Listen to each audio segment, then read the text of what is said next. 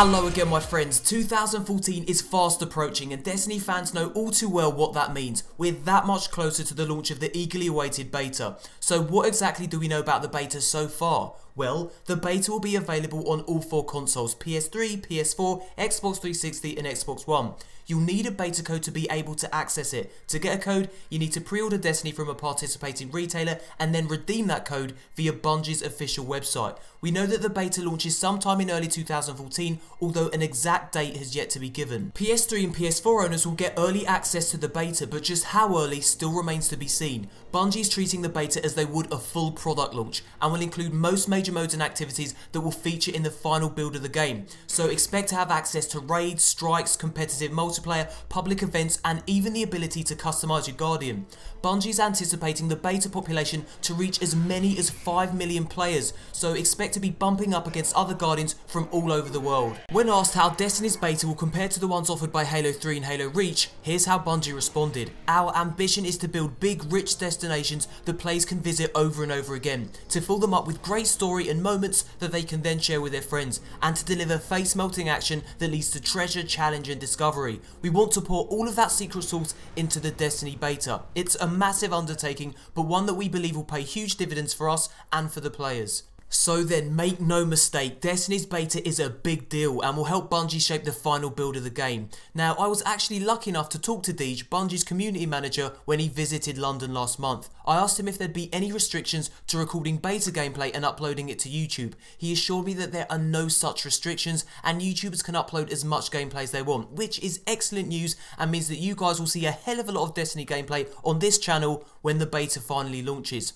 So then, now that we're all up to date on Destiny's beta, let's see what Bungie included in their latest weekly update. Now, working for Bungie must have its perks, right? Well, get this. Deej reveals that members of staff were given a test machine that they were allowed to take home. Each machine had a build of Destiny installed on it. Deej describes boosting through the jungles of Venus astride vehicles in search of adventure, arriving just in time to help other fire teams overcome outrageous odds with newly acquired weapons and gear.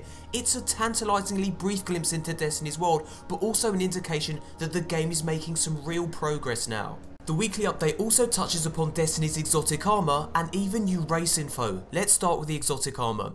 Deej describes how the development floor is home to its own battles and discoveries. A debate ensued about the availability of exotic armor and armament in an even newer build of the game. An artist dispelled all doubt in the existence of exotics with a screenshot of his Guardian, clad in rare gear and holding an even rarer rifle. Now, we know about some of Destiny's exotic weapons thanks to Bungie's weekly drawing board. So far, Bungie has released info on 5 exotic weapons: Red Death, an exotic pulse rifle; Gjallarhorn, an exotic rocket launcher; Closing Time, an exotic sniper rifle; Thunderlord, an exotic heavy machine gun; and Arcus Regime, an exotic auto rifle. As for exotic armor, well, Bungie has yet to focus on this particular aspect of the game, although they have released this image of 3 exotic hunter cloaks. Whether or not these cloaks are purely an aesthetic trinket or actively increase your Guardian stats remains to be seen. The only thing we know for sure is that they look fucking cool. Next up, new race info. Deej reveals that in the animation pod, each race and class of Guardian is looking, feeling and even moving in a unique fashion, right down to the very piece of equipment that they wield.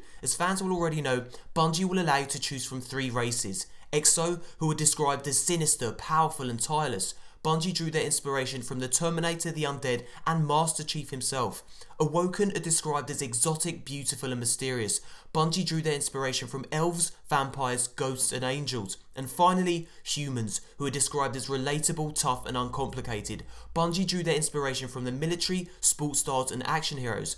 Now, Bungie has revealed in past interviews that race is based on aesthetic preference more than anything else. In other words, you should pick the race that naturally draws you in. The weekly update reveals that each race will move in a unique fashion, even down to the way that they hold their weapons. It's a nice little touch and adds yet another layer of customization. And here's another interesting tidbit of information. The writers are planting the seeds of the story that will envelop the world of Destiny in soil you may never see unless you are truly the exploring type.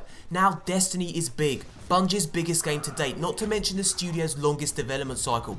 Players who like to explore every nook and cranny will be rewarded with sights and treasures that other less curious adventurers will miss out on. But something every gamer will experience is Destiny's weather system. Deej describes one of the game's quieter moments in which a Guardian can simply enjoy the sight of snowflakes touching down on the water. Now, Bungie's weekly update also gives us a look at some previously unseen concept art for one of Destiny's Earth locations, Old Russia. This image shows how the entrance to the wall is a transition from light into darkness. The first section is lit by the indirect sunlight coming through the window. The section ahead leads further into the dark abandoned structure.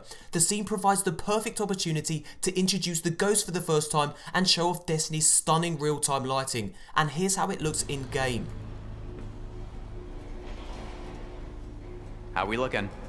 Getting dark. Okay, wait 1 sec, and I will take out my ghost.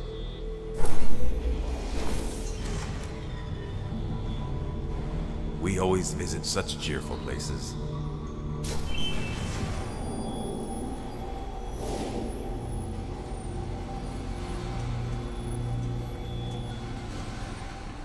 Oh, it looks even better up here. This image is where the player first encounters a fallen boss, Rixus Arkanslayer. It's an example of a human space that the Fallen have made their own by putting up the remains of their once regal banners, a stark reminder of the former glory of the Fallen race. And here's how it looks in game. We got one more. Hey, don't get too close! No, Darla! Hang tight! Whoa, I got him! Whoa!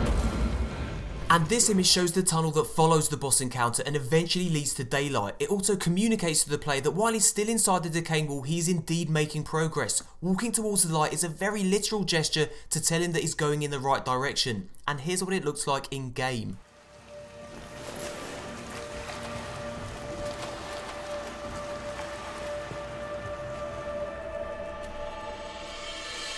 We made it through the wall. Sweet. Nice work, partner.